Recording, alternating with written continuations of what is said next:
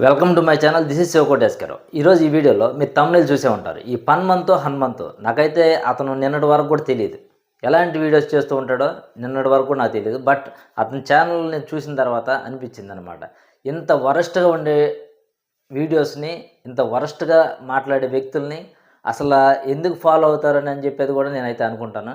అయితే first of all Sai Dharam Tej గారికి అయితే నా హ్యాట్స్ అప్ అండి. ఎందుకంటే ఇలాంటి ఒక చీడ పురుగు అనమాట, చీడ పురుగు పేడ పురుగు ఏదైనా అనొచ్చాలని, అట్లాంటి వాళ్ళని పట్టించి చాలా మంచి పని చేశారు. Once again hats up sir Sai Dharam Tej గారు. అయితే మై డియర్ ఫ్రెండ్స్, ఇవాళ ఇలాంటి వాళ్ళు దొరికింది ఇతను ఒక్కడే. బట్ మన సొసైటీలో మనకు తెలియకుండా చాలామంది ఉన్నారు. అట్లాంటి చీడ పురుగులు అన్నిటికి కూడా ఇది ఒక గుణపాఠం. అంటే ఎట్లా ఒళ్ళు దగ్గర పెట్టుకుని ఒక వీడియో అనేది చేయాలి, అంతే తప్ప మన ఇష్టం వచ్చినట్టుగా ఏది పడితే అది చేస్తే ప్రజలు జనాలు అంటే చూసే వాళ్ళందరూ అలా చూస్తూ ఉంటారు అనుకోవడం చాలా తప్పు. మనం ఒక వీడియో పెట్టామంటే ఆ వీడియోని ఒకసారి పబ్లిక్లోకి వెళ్ళిన తర్వాత ఎవరైనా చూడొచ్చు.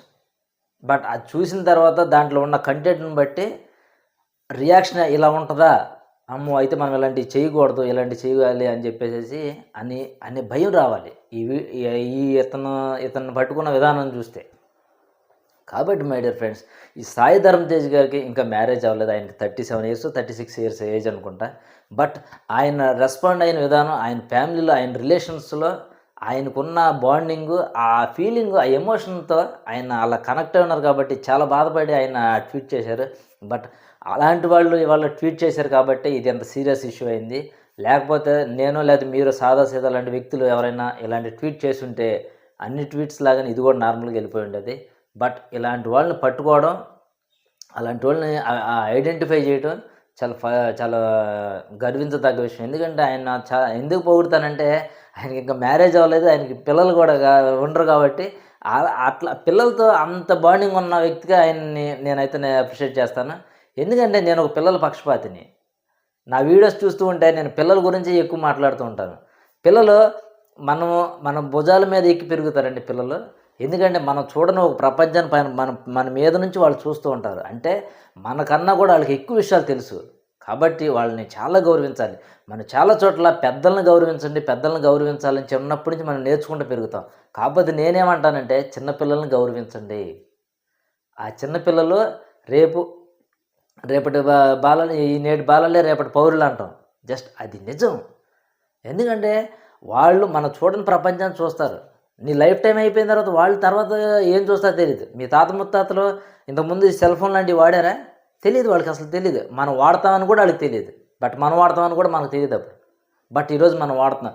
మనం చూడని ఒక టెక్నాలజీ, మనం చూడని ఒక ప్రపంచాన్ని, కొత్త ప్రపంచాన్ని వాళ్ళు చూస్తారు. కాబట్టి పిల్లల్ని గౌరవించండి. చేత కాకపోతే వదిలేయండి తప్ప, గౌరవించడం రాకపోతే వదిలేయాలి తప్ప వాళ్ళని కించపరిచేలాగా పిల్లల్ని మాత్రం మాట్లాడితే నేను చాలా బాధపడతాను. అందుకే నేను నిన్నటి నుంచి కూడా ఈ వీడియో చేద్దాం వద్దా అనుకున్నానులే, కానీ చాలామంది రెస్పాండ్ అయ్యారు. మనిషికి ఒక మాట చెప్పాలి, చెప్తేనే అతను లాంటి వాళ్ళు ఎవరైతే ఉంటారో, అంటే చీకట్లో ఇంకా రాని వాళ్ళు, బయటకు రాని వాళ్ళు ఇంకా ఉంటారు.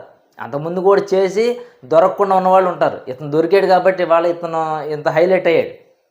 బట్ అలా దొరకకుండా తిరుగుతున్న వాళ్ళు ఇంక చాలామంది ఉండొచ్చు.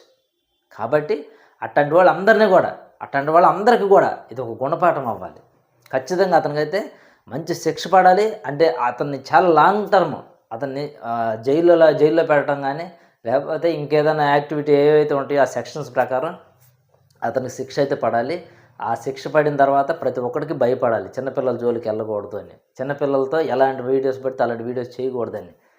అందుకే మై డియర్ ఫ్రెండ్స్, ఈ వీడియో అయితే చేశాను. ఈ వీడియో నచ్చితే లైక్ చేయండి. అదేవిధంగా మీ ఒపీనియన్ మాత్రం కామెంట్ రూపంలో తెలియజేయండి. ఎందుకంటే ఎంత ఎక్కువ మంది దీన్ని కామెంట్ చేస్తారో ఆ కామెంట్ అనేది కూడా పరిగణలోకి తీసుకుంటుంది.